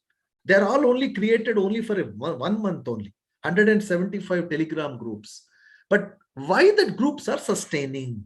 Why I'm not getting breaking my headache here? Because I discourage people to post good mornings, good afternoons, good evenings, and good nights. We won't celebrate any birthdays, or we don't celebrate anything nonsense. Only it is meant for collaborative learning, number one. And of course, support the others' learning, relearning, and unlearning. If you can create the social media like this, and if you put the processes and procedures, instructions very clearly, that's all.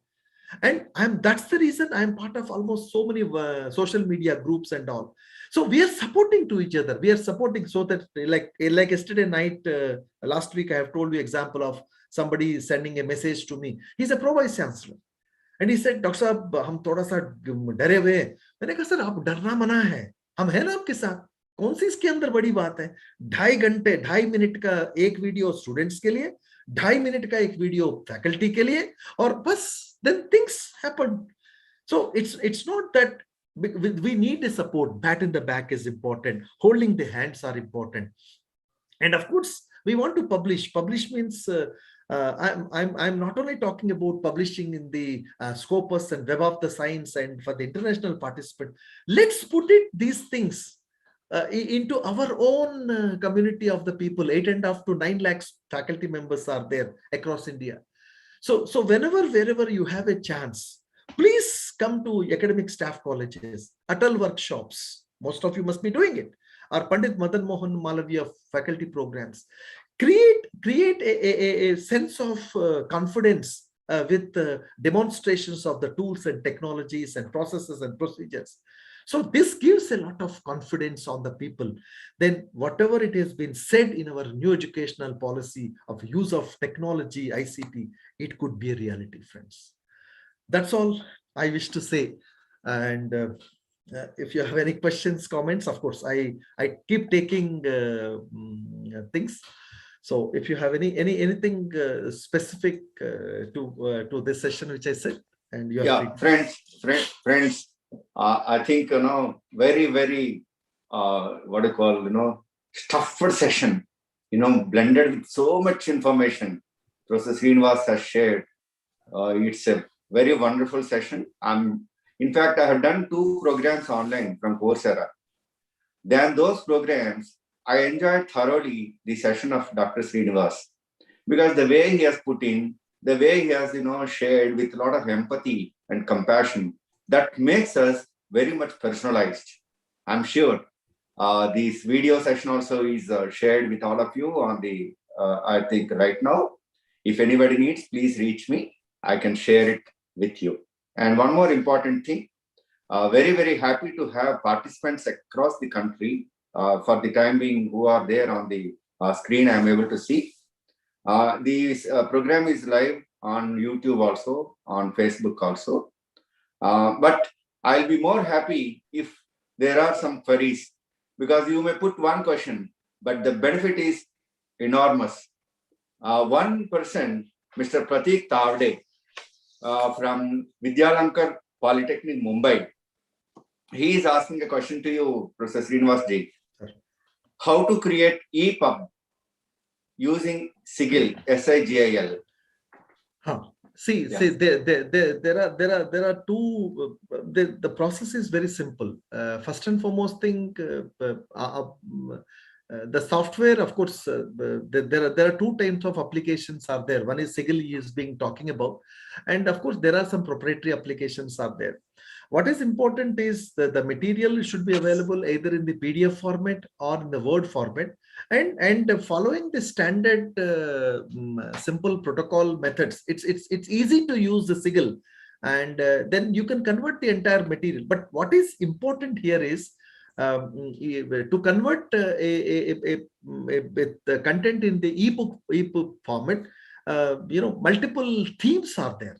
So whatever the theme, sometimes, we click on the one page, the page open in the top option or left hand side, so these options can be done. It hardly takes much of the time to do the needful, because since he already talked about the SIGIL and EPUB, it's one of the easiest method to do the needful. This can be easily done. It's not at all a big deal at all to do the needful.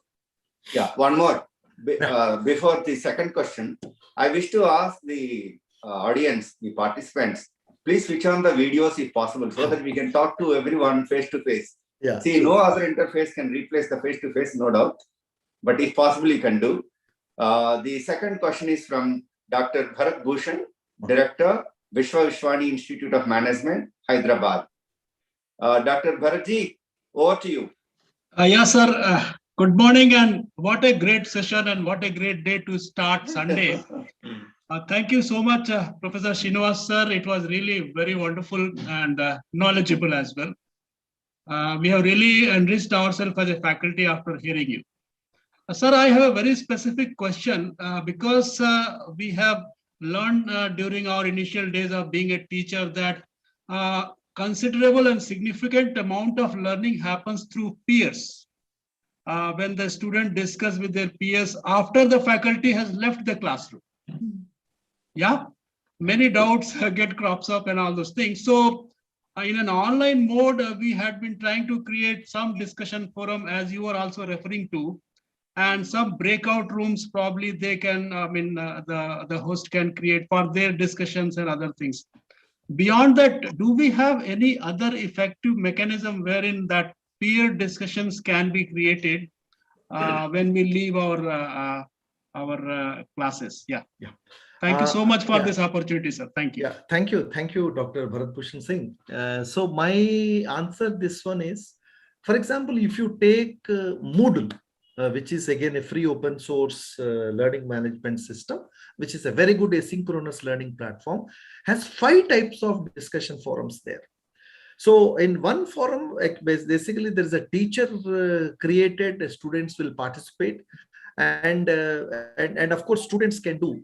What I'm trying to say that if you can explore all 5 options, I think that suffices the requirements. So the point is that before the student come to my class, let me give you a practical example, which I do with my own students. The practical point is that before, first of all, the student, I'll give you effective learning problem, number 1, and supported material, and again the support material to the extent possible with my understanding. The third important thing is the discussion forum. In the discussion forum also, I will try to post and, of course, I will be very much there, but my intervention will be less because my research scholars, the senior students, I will involve them to the extent possible. And only after ensuring that they are participating into the discussion, every student is expected to participate. They cannot skip. This is, I generally, I'll take the discussion forum activities one of the important assessment mechanism. And in my class, actually, there are two types of students. Probably this may not be the case in your case. हमारे यहाँ हिंदी भाषी बहुत है. तो मैं हमेशा लोगों को, मैं विद्यार्थियों को कहता हूँ, भाई आप हिंदी में अपना भावनाओं को प्रकट कर लो, कोई दिक्कत नहीं. एंड बहुत सारे मेरे स्टूडेंट्स जो है अपने भावनाओं को हिंदी में ही करते सर, क्योंकि वो क्लास में बोल भी नहीं पाते due to obvious reasons. I completely accept their privacy, and but वो हिंदी में तो छा जाते हैं. तो मैं कहता हूँ and I want to see that how these two thing this process is being done. And since there is an analytics which my system is generating, then only I will be allowing, and because these discussion forum activities are forced activities, they cannot skip that. Okay, and I'll give a certain weightage to this kind of an activities. Then only after doing this, I will come to the class. Number one. Second stage is probably this may be a first stage also. Sometimes what happened, students, there are a lot of inhibitions are there during the first semester. So to get rid of that inhibitions, I'm using the Jamboard, which is a very wonderful collaborative learning environment, which is again freely available with the Google Workspace.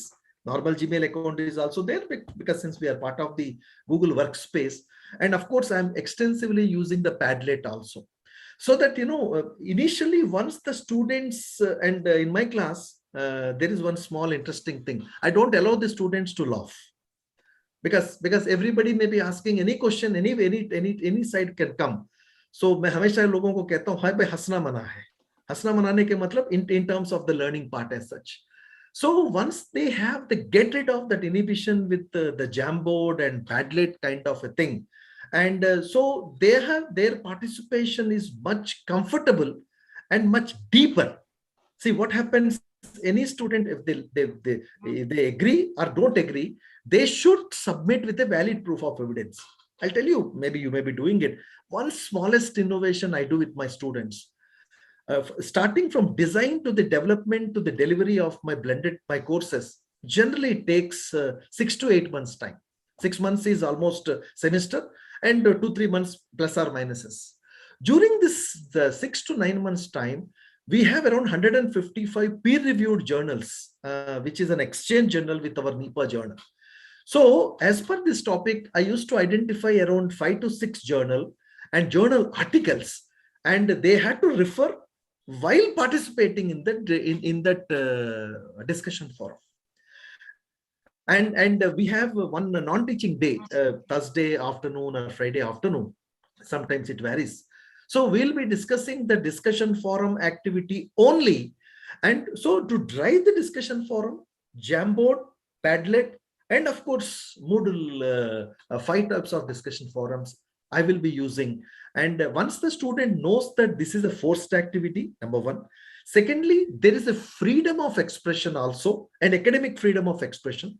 Number 3, and before they can come to the main discussion forum, there is a peer learning discussion forums is also activated. So they can exchange their views with their senior students and all. And of course, with the Jamboard and Padlet. So their contribution into, and second, language and the expressions they can do much more effectively. So these strategies, which is giving me a very good outcome as far as Awesome, sir. Thank you so much. Yeah, thank you so much. It was really useful. Yeah, thank you. Yeah. Friends, we are also happy to have Professor Subramshu Sarkar from Tezpur University, Professor Manohar from Bangalore, ISBR, Dean. Thanks, everyone. There is one more question, Professor Srinivas ji. Yeah.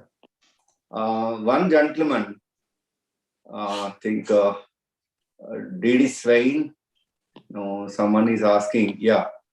Satyanarayana is asking FOSSEE, how to use OER and open source tools and FOSSEE in education.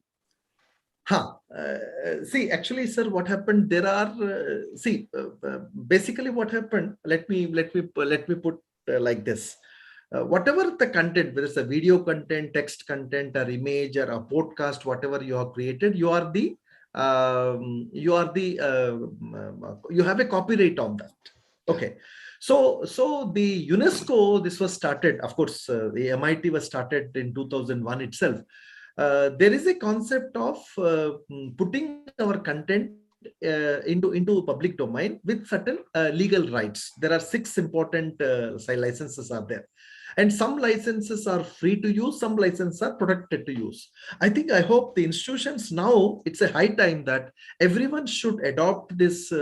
Now, whenever you see any international publications, they are looking for this. So what is happening here is in this 6 Creative Commons licensing considerations, one thing which is common from top to bottom is about the attribution. And along with the attribution, something like there are something like non-commercial things not allowed, and you cannot change it. No derivatives are not allowed. And of course, you put so much controls on that. So if these things are there, then so what is important is first and foremost thing, there are excellent repositories and platforms. Kindly mute yourself. There is someone's, yeah. See, what is happening is when these tools are available, of course, this is already there. And this content can be searched from the Creative Commons sites. Excellent sites are available there. And of course, I'll be sharing. These things are already available in my site itself. Platforms and repositories are there. And number 2, the YouTube. Earlier, what happened, YouTube used to have only the YouTube standard license. That means if you put a video in the YouTube standard license, only that video can be run in the YouTube only. But whereas now you can see, if you put a filter on Creative Commons, so you can get so much content which is reusable. But it is not automatic, sir. When we when we use the YouTube as a video repository to upload our contents, 6 important things every teacher need to understand. First of all, what is the privacy option? Second one is about the keywords. The third important thing is about the license.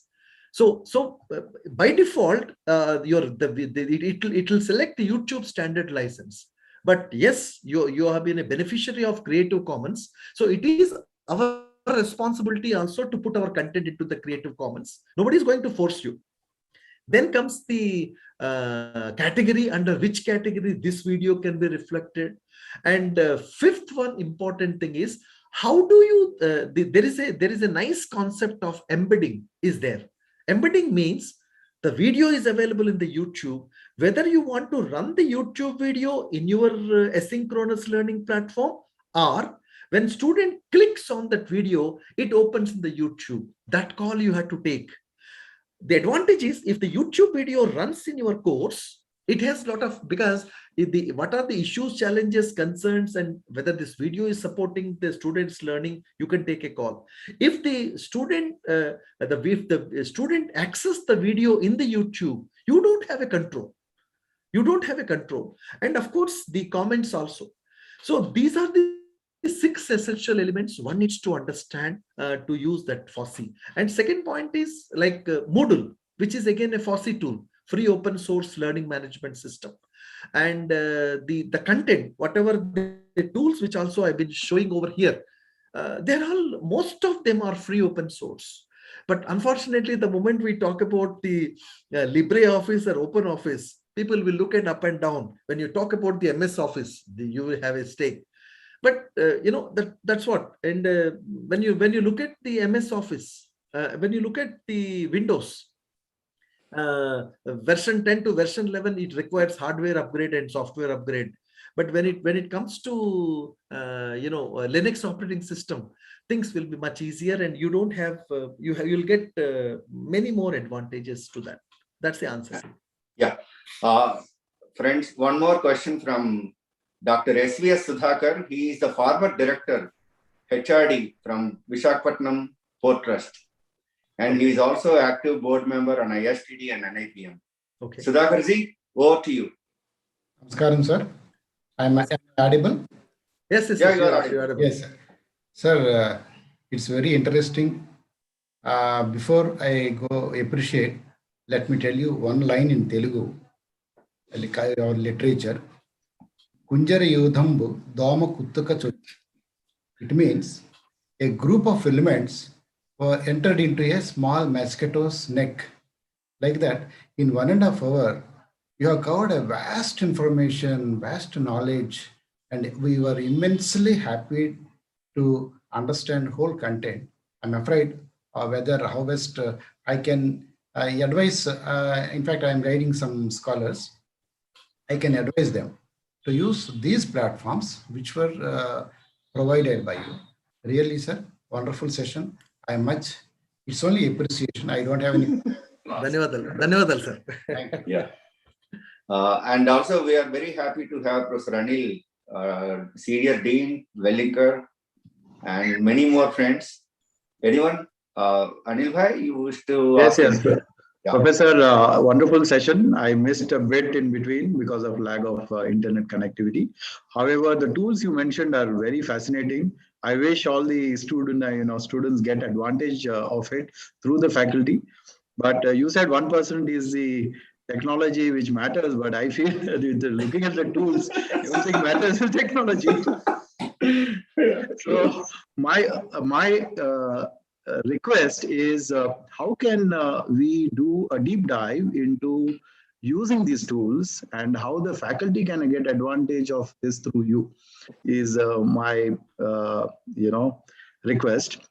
I don't know if you can have a deep dive with the faculty and team members who have joined here, who would volunteer and say, we want to know these tools. Let's not pick up all the tools, at least few tools, and make a 45 minutes, impactful session so that, each one can actually use it. The problem is we are all in a silo of using the same old tools and there's no innovation, as you rightly said, Professor Srinivas. Yeah. I personally feel if that deep dive can happen, this would really make wonders for at least, that few percentage of faculty who can really be innovative and do well. And that's how the students will benefit. So that's my request, Professor Prasad. I know you have good connects with Professor Srinivas. I have your contact details as well. Yeah. And that's what I can urge on this platform. Thank you so much. Sure. Just adding a point to what Dr. Anil mentioned, possibly there could be a few kind of orientation workshops, and each day you pick up one particular tool, demonstrate it, and give also hands-on working assignments to people, and then give them an opportunity for 5 minutes, 3 minutes, 4 minutes, whatever it is, and see how effectively we are able to absorb it, use it in our day-to-day work. You see, we all claim to be learned, but we have lots to learn, particularly when it comes to pedagogical tools and understanding the current audience moods, particularly online. We just don't know their moods. So, these things are very helpful. Thank you very much for that. Just to add one point, Professor Srinivas, I'm sorry. Yeah, it's all. As Professor Dr. Manohar did mention, Karnataka Kerala chapter is very active. I can see that urge to learn by eager faculty who can actually be trained to be supporting you to train the teachers. So if something like that can be done, a train the trainer program also is a good impact. Yeah, I think generally, let me just answer quickly. Of course, this is a webinar of one. So generally, what I used to do, very rarely I talk in the webinars. It is Because of my reason, my basic nature is also I want to understand until practically demonstrate something. My hands, that's the reason many times that 90 minutes, I don't know, I'm constantly looking and on the messaging also, so that, I should not. My only point is that if you can have, like you rightly said, sir, you can have at least a 1 hour, 1.5 hour, or 2 hours of the session, specifically taking some of the tools. Like first of all, let's look at some learning problems and the tool. First of all, design it. Like I'll tell you one better way of doing it. I always gives during my workshops, design a 4 weeks online course 4 weeks blended course with 4 topics of your subject choice. This process goes on up to 3 weeks, every day 2 hours. So designing part, then content development. In the content development, first of all, curing the existing content. I'll demonstrate the procedure, and there is a data capturing format. Every participant is going to search it and put it there. And of course, so we'll be adding one by one, one dot each day of covering around 2 hours. So that's how at the end of the day, what happens, we will be not only covering the number of tools, but the procedure and process. So confidence matters, you rightly said, unless and until you do it and understand the theoretical understanding with the practical exposure along with the demonstration. So which definitely is going to work. We'll see if any time permits, and again, a lot of things like you understand. So definitely we'll try to see that. I have that privilege and freedom to bring Professor Srinivas into our chapters and make case study workshops.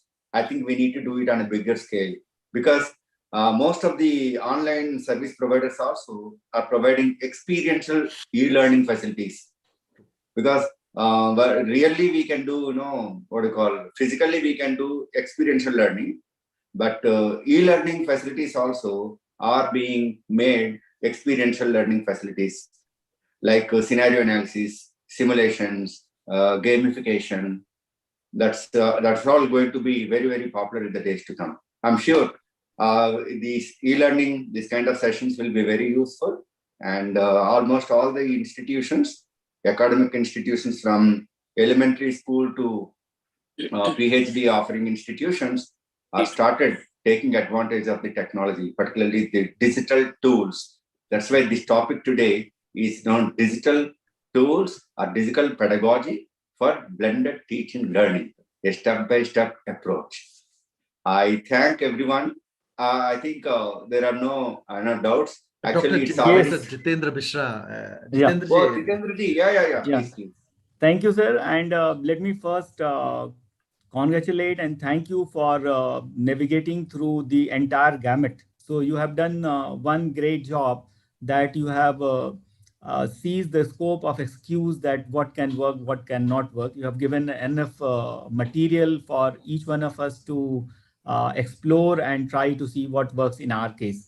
I would request you that what you just proposed to help a set of a smaller set of people with proper nomination aims can try to formalize it and help people develop 4-week or 2-week, whatever your time permit, where they can actually run through the procedure in a much deeper way and much experiential way, where they can become the trainer kind of.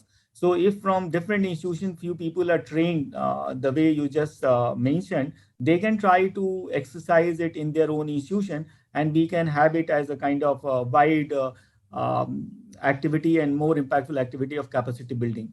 So I would request you, and I will request Prasada Rao sir to find out the time, and we can have a kind of 2-week or 4-week, whatever your time permit, to start it where people are trained to develop the course from end to end.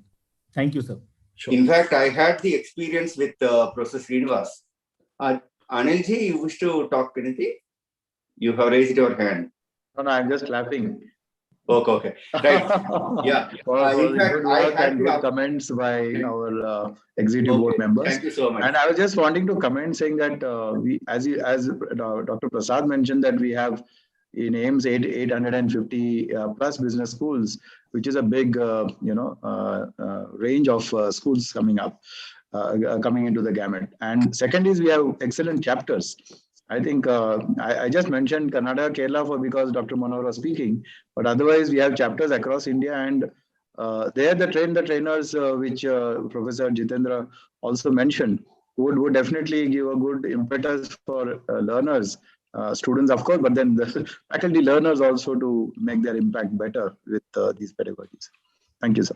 Yeah, since I had personal experience and direct interaction with Professor Srinivas ji, 2019, before pandemic itself, he made us preparing, our own websites within just one day.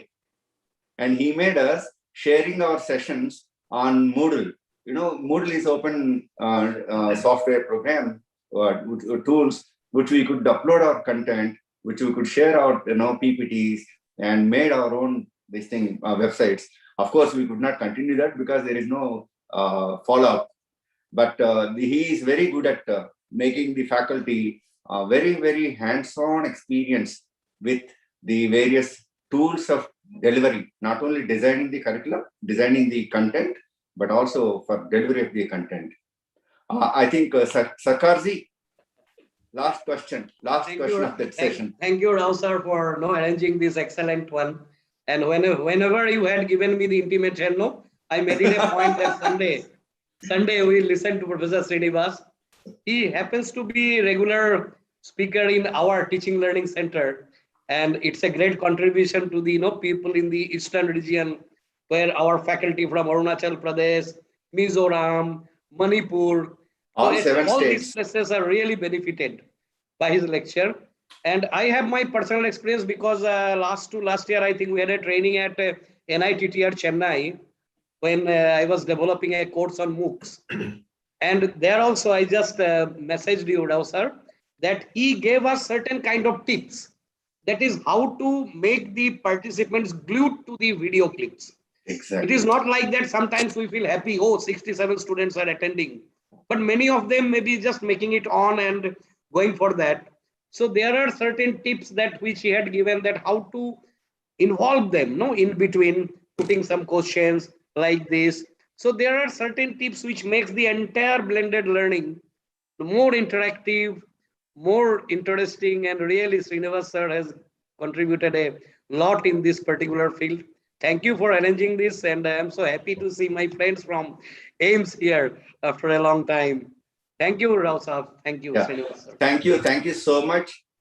Before thanking Professor Srinivas, I wish to thank the illustrious leaders of AIMS, starting from the president of AIMS, the current president, Professor Ajit Ji, all the executive board members, and the members present here, Professor Anil, Professor Jitendra Mishra, and Karnataka chapter, Professor Manohar, and my senior colleague earlier, and every time my good friend, Professor Kar, and Dr. Sudhakar, though he is from industry, he is very active in academic sessions, and he is also very happy to share his yarn with most of the students across, because having PhD, makes them very much passionate about sharing the yarn, not says on the stage, as Professor Srinivas is saying, volunteer on the field.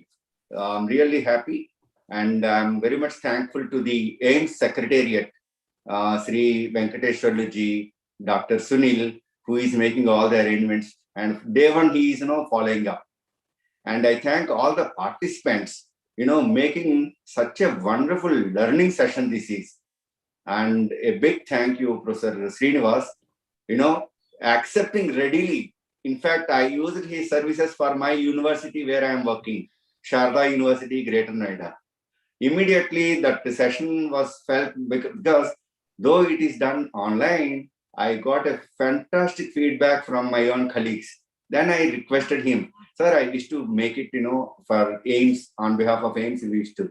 Immediately he has accepted and he gave us time. Friends, we are also going to have one more very exciting session on design thinking demystifying. Normally design thinking is, people think that is only a technology's part, but anybody, even an artist also can do design thinking. A painter can do design thinking. How the design thinking can be demystified, maybe in the next session. Thank you, Professor Srinivas Garu. Really very happy, and pranam. And I thank every participant, my friends, my colleagues, the AIMS, the members, the member institutions of AIMS. Thank you all.